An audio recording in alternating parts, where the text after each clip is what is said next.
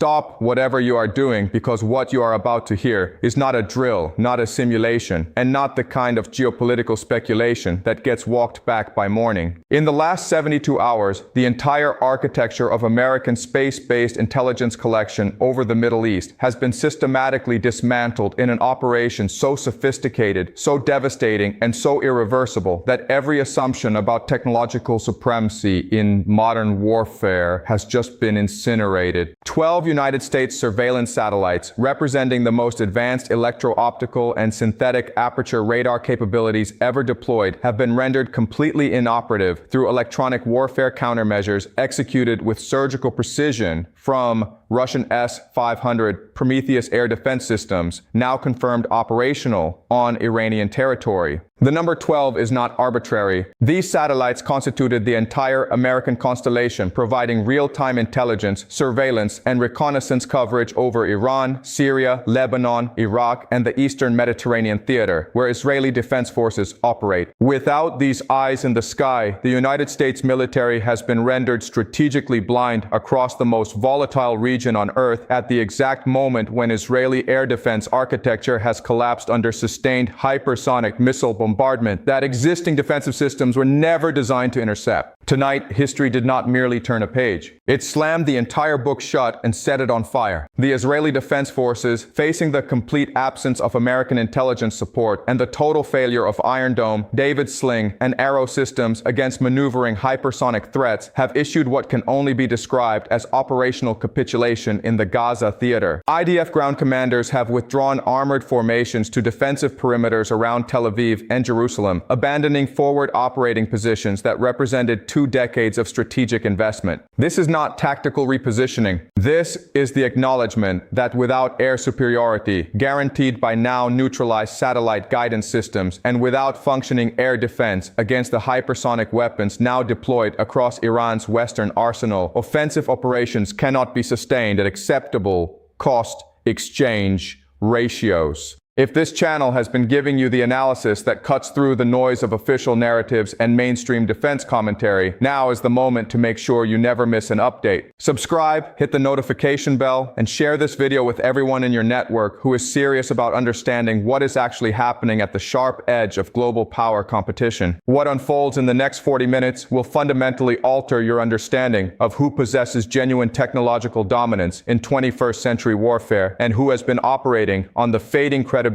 of 20th century achievements. The S-500 Prometheus represents a technological capability that Western defense establishments have consistently underestimated, dismissed as vaporware, or classified as technologically impossible under the laws of physics as understood by American radar engineers. The system designation S-500 refers to its maximum engagement altitude of 500 kilometers, placing it firmly in the category of anti-satellite weaponry rather than conventional air defense.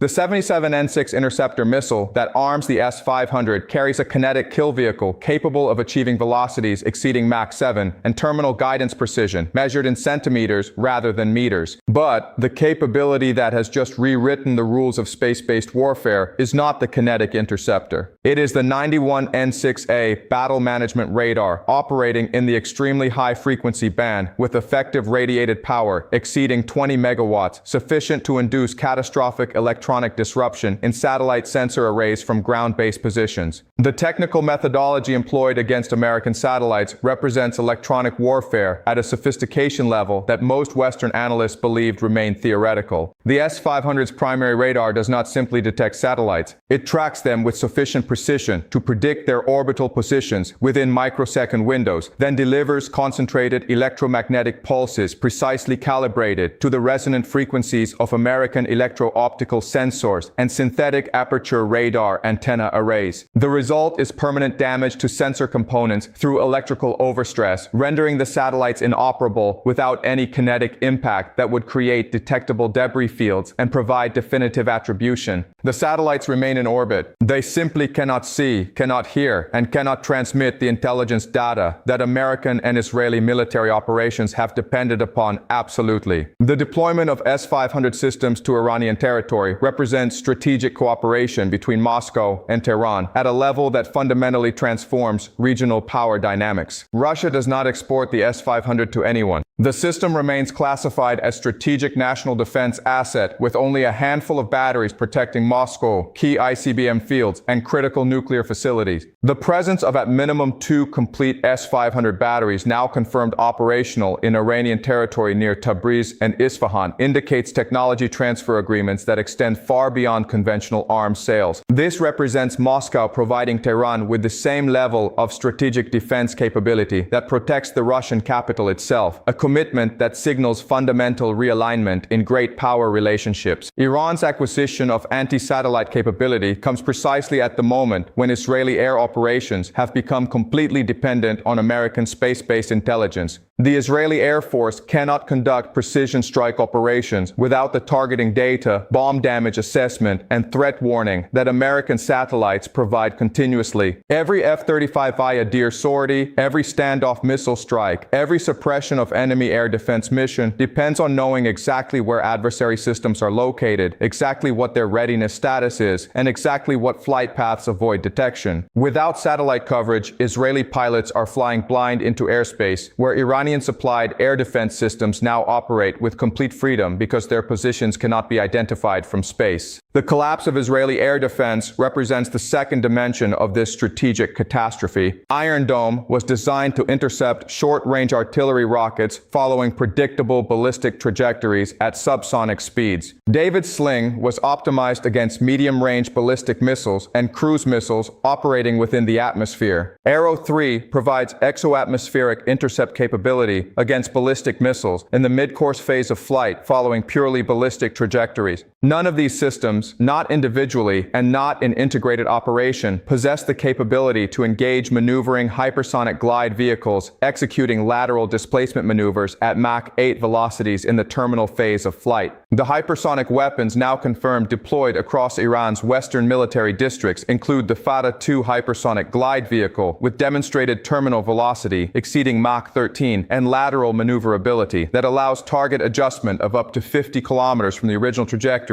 during the terminal dive phase. The physics of intercepting such a target are straightforward and unforgiving. The defensive system must detect the incoming threat, calculate an intercept solution, launch an interceptor, and achieve kinematic intercept before the target completes terminal maneuvers and impacts. Against a target moving at 4.4 kilometers per second and capable of lateral displacement that invalidates intercept solutions calculated even 2 seconds prior, the intercept problem becomes mathematically unsolvable with existing Israeli defensive systems. The operational result has been observed across 3 major strike packages executed against Israeli territory in the 72 hours since American satellite coverage was neutralized. Iranian forces launched coordinated salvos of 48 hypersonic glide vehicles supported by decoys and electronic warfare systems designed to saturate and confuse defensive radars. Israeli air defense batteries fired every available interceptor in their magazines, attempting to engage the incoming threats. Not a single hypersonic glide vehicle was successfully intercepted. Every single warhead reached its designated target with precision measured in meters. Military installations, air defense radar sites, and critical infrastructure nodes were struck with accuracy that demonstrated Iran possesses precise target location data and delivery systems that Israeli defenses cannot meaningfully contest. The cost exchange mathematics are devastating and unsustainable. Each Fateh-2 hypersonic glide vehicle cost Iran approximately $2 million to produce. Each Arrow 3 interceptor cost Israel approximately $4 million. The defensive missiles being expended cannot hit the offensive weapons being deployed, meaning Israel is spending twice as much per engagement to achieve zero defensive success.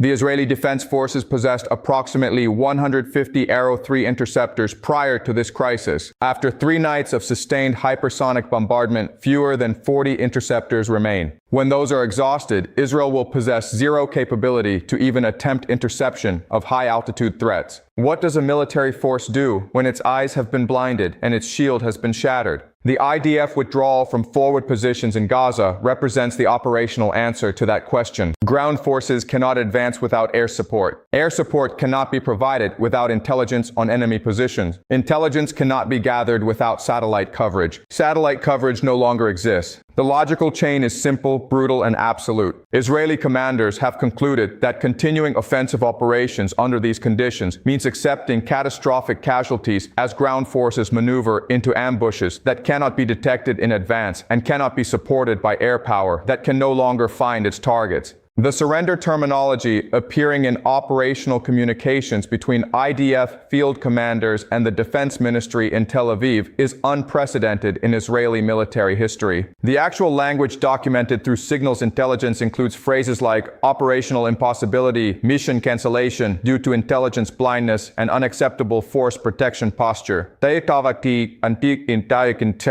These are not the words of tactical setback. These are the words of strategic recognition that the fundamental conditions required to conduct modern military operations no longer exist. The American response to the satellite neutralization has been paralysis disguised as deliberate assessment. The National Security Council has convened continuously for 60 hours. The intelligence community has produced 3 separate classified assessments attempting to determine attribution and methodology. The Pentagon has wargamed 12 different response scenarios. The result of all this activity has been precisely nothing. No military response has been authorized. No diplomatic ultimatum has been issued. No public acknowledgement of the satellite losses has been made. The silence itself communicates everything about American capacity to respond when adversaries employ technological capabilities that American systems cannot counter. The strategic calculation in Washington is transparent. Any military response to the satellite neutralization requires capabilities that do not exist. The United States cannot conduct anti-satellite operations against Russian systems in Iranian territory without triggering direct military confrontation with Russia itself. The United States cannot restore satellite coverage through rapid replacement launches because new satellites require months to deploy and would face the same electronic warfare threats that neutralized the original constellation. The United States cannot provide Israel with alternative intelligence collection platforms that offer comparable coverage to the lost satellite network. Russia's strategic objective in providing anti-satellite capability to Iran becomes clear when examined through the lens of global resource competition. Every dollar of American defense spending devoted to replacing satellites, every diplomatic engagement consumed by crisis management, every carrier strike group deployed to the Middle East is a resource not available for Ukraine, not available for NATO's eastern flank, not available for the Pacific deterrence posture against China. Iran's acquisition of genuine strategic denial capability against American and Israeli military operations creates permanent pressure relief for Russia across every theater where it faces Western military opposition. The implications for Israeli strategic autonomy are permanent and irreversible. The entire Israeli defense doctrine has been predicated on qualitative military edge guaranteed through technological superiority, perfect intelligence, and absolute air dominance. All 3 pillars have now collapsed simultaneously. Technology superiority means nothing when adversary hypersonic weapons render defensive systems obsolete. Perfect intelligence cannot exist when the satellite network providing that intelligence no longer functions. Air dominance cannot be achieved when pilots cannot receive the targeting data required to find and strike enemy positions. China's assessment of these events focuses entirely on the demonstrated vulnerability of American space-based military architecture. If ground-based electronic warfare systems can neutralize American satellites over the Middle East, the same methodology can neutralize American satellites over the Taiwan Strait, over the South China Sea, over the Korean Peninsula. The Chinese military has observed this demonstration with intense interest and has undoubtedly accelerated programs developing similar capabilities. The message has been received. American military power depends on space-based enablers that can be systematically destroyed without kinetic warfare, without debris creation, without definitive attribution. Gulf states have begun immediate reassessment of security relationships predicated on American military protection. If the United States cannot protect its own satellites from ground-based electronic attack, if American intelligence cannot provide Israel with the coverage required for military operations, what exactly is the value of American security guarantees? Saudi Arabia, the United Arab Emirates, and other Gulf monarchies that have predicated their entire defense posture on American protection are now confronting the reality that protection may not be available when most needed. Turkey's strategic position has been fundamentally enhanced by Israeli defensive collapse. Ankara has maintained complex relationships with both NATO and Iran, attempting to preserve maneuver space between competing power centers. The demonstrated inability of American technology to counter Russian-Iranian cooperation situation validates Turkey's strategic calculation that genuine sovereignty requires maintaining relationships with multiple power centers rather than exclusive alignment with Washington. Pakistan's nuclear calculus has been affected by the demonstrated vulnerability of space-based early warning systems to electronic warfare. If satellites can be blinded, the warning time available to national leadership during crisis becomes compressed to minutes rather than hours. This compression creates incentive for more forward-deployed nuclear postures and delegated launch authority, both of which increase the probability of accidental or unauthorized use during crisis. The world has just watched the technological foundations of American military dominance demonstrated to be vulnerable to countermeasures available to adversary powers willing to cooperate in providing them. The myth of unchallengeable space superiority has been destroyed in 72 hours of electronic warfare operations conducted from ground-based systems. The assumption that advanced air defense technology guarantees protection against all aerial threats has been shattered by hypersonic weapons that existing systems cannot engage. The belief that Israeli military capability operates independently of American support has been exposed as complete fiction by the operational paralysis that follows satellite loss. This is not a temporary crisis that will be resolved through technical fixes or diplomatic accommodation. This is a permanent shift in the distribution of strategic capabilities that will shape military operations, alliance relationships, and global power dynamics for the remainder of this decade and beyond. The satellites are not being restored. The air defense systems are not being upgraded fast enough to matter. The strategic dependencies are not being eliminated. Tonight has proven that genuine sovereignty requires control over the technological capabilities that enable military operations rather than dependence on external powers who provide those capabilities until the moment when geopolitical interests diverge. Iran has achieved strategic autonomy through acquisition of capabilities that deny American and Israeli military freedom of action. Israel has lost strategic autonomy through dependence on American systems that adversaries have learned to neutralize.